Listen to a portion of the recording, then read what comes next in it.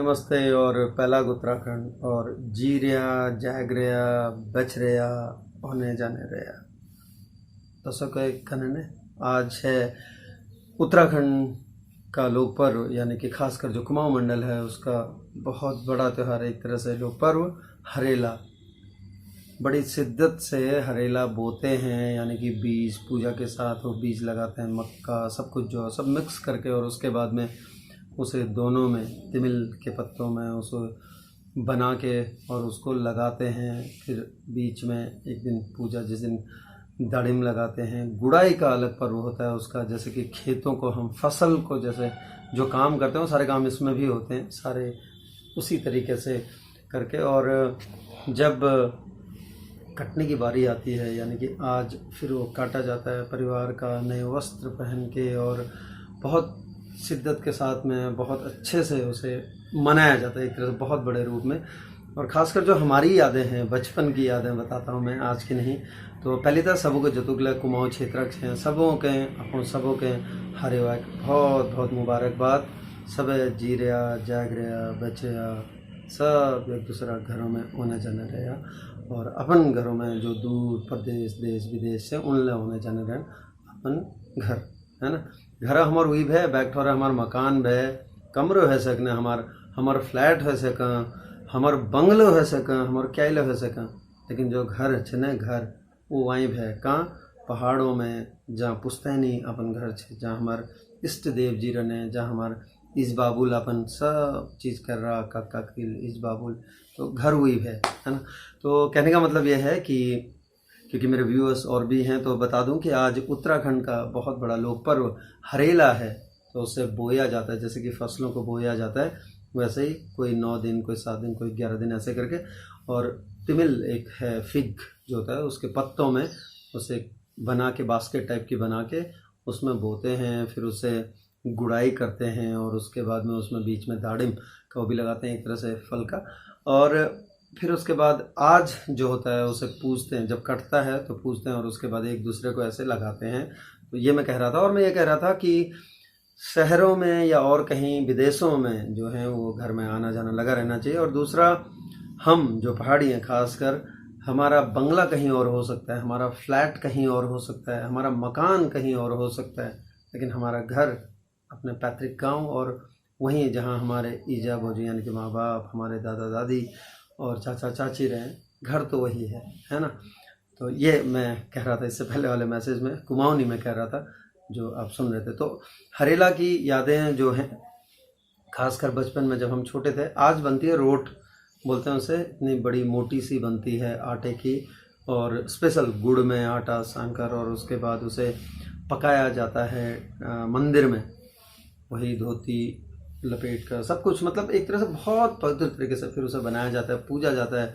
फिर उसका पैना देना बोलते हैं हम एक दूसरे के यहाँ, जिन जो नहीं मनाते हैं उनके यहाँ दे के आते हैं। तो बचपन में वो मुझे आज भी बहुत अच्छी लगती है। मतलब रोड में आज लगता है बहुत लगे, और जब ले हरिया हो खास कर तो सब है फुल याद। अगर मैं तो कॉल कोई की किच कभी बचपन है याद, तो वो रोड में हमेशा याद रहे, और वही जो स्वाद होने वो बहुत ज़बरदस्त हो आज ले। मतलब मैं बहुत बहुत बहुत मिस कर रहा हूँ चीज़ के। तो उस रोड को मैं बहुत मिस करता हूँ आज भी। मैं नॉस्टैल्जिक हो जाता हूँ जब भी हरेला की बात होती है। तो मुझे वो पूजना एक दूसरे के नीचे से चरणों से लेके जी रे जाग रे बच्चे ऐसे करके फिर कानों में लगाते हैं, फिर दूसरी बार एक दूसरे को लगा के पूज के। लेकिन जो रोड है ना, जो मंदिर में जाके लेके जाते हैं ना आटा, और उसके बाद में उसे बनाते हैं मंदिर में, और उसके बाद सबको थोड़ा थोड़ा देते हैं। हालांकि वो ज़्यादा फिर जो देना होता है, जैसे पहना देना, तो घर में बनती हैं, फिर सब लोग बैठे रहते हैं, और ऐसे कुंडल में बनता है, वो बड़ा सा एक होता है। और वो याद ना वो कभी नहीं जाएगी जहन से, वो कभी मन से नहीं जाएगी। और रोड मुझे आज भी बहुत अच्छी लगती है, मैं आज भी मिस करता हूँ उसे, चाहे मैं कहीं भी रहूँ।